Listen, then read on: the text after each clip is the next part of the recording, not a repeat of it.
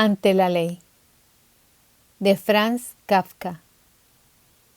Forma parte del manuscrito de la novela El proceso. Capítulo en la catedral.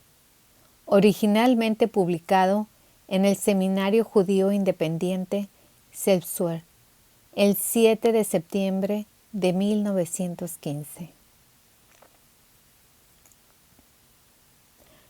Ante la ley hay un guardián. Un campesino se presenta frente a este guardián y solicita que le permita entrar en la ley. Pero el guardián contesta que por ahora no puede dejarlo entrar.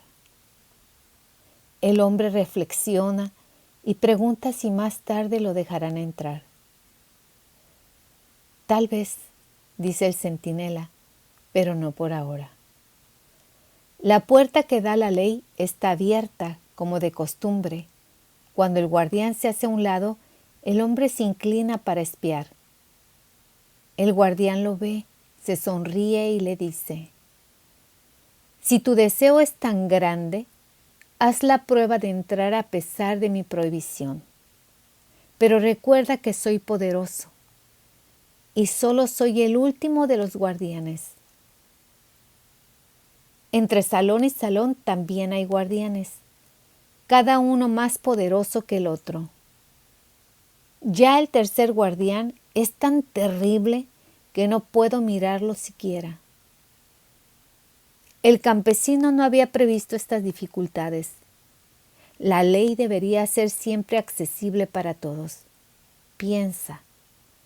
Pero al fijarse en el guardián, con su abrigo de pieles, su nariz grande y aguileña, su barba negra de tártaro, rala y negra, decide que le conviene más esperar.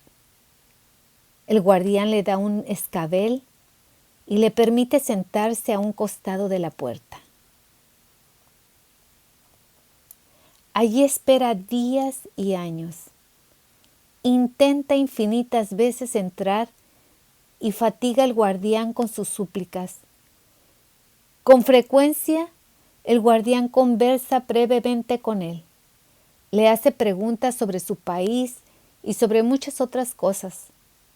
Pero son preguntas indiferentes, como las de los grandes señores, y finalmente siempre le repite que no puede dejarlo entrar. El hombre, que se ha provisto de muchas cosas para el viaje, sacrifica todo, por valioso que sea, para sobornar al guardián. Este acepta todo, en efecto, pero le dice: lo acepto para que no creas que has omitido ningún esfuerzo. Durante esos largos años, el hombre observa casi continuamente al guardián. Se olvida de los otros y le parece que este es el único obstáculo que lo separa de la ley. Maldice su mala suerte. Durante los primeros años, audazmente y en voz alta. Más tarde, a medida que envejece, solo murmura para sí. Retorna a la infancia y, como en su cuidadosa y larga contemplación del guardián, ha llegado a conocer hasta las pulgas de su cuello de piel. También suplica a las pulgas que lo ayuden y convenzan al guardián. Finalmente, su vista se debilita y ya no sabe si realmente hay menos luz o si solo lo engañan sus ojos. Pero en medio de la oscuridad distingue un resplandor que surge inextinguible de la puerta de la ley. Ya le queda poco tiempo de vida. Antes de morir, todas las experiencias de esos largos años se confunden en su mente en una sola pregunta, que hasta ahora no ha formulado. Hace señas al guardián para que se acerque, ya que el rigor de la muerte comienza a endurecer su cuerpo. El guardián se ve obligado a agacharse mucho para hablar con él, porque la disparidad de estaturas entre ambos ha aumentado bastante con el tiempo, para desmedro del campesino. ¿Qué quieres saber ahora?, pregunta el guardián. Eres insaciable. Todos se esfuerzan por llegar a la ley, dice el hombre. ¿Cómo es posible entonces que durante tantos años nadie más que yo pretendiera entrar?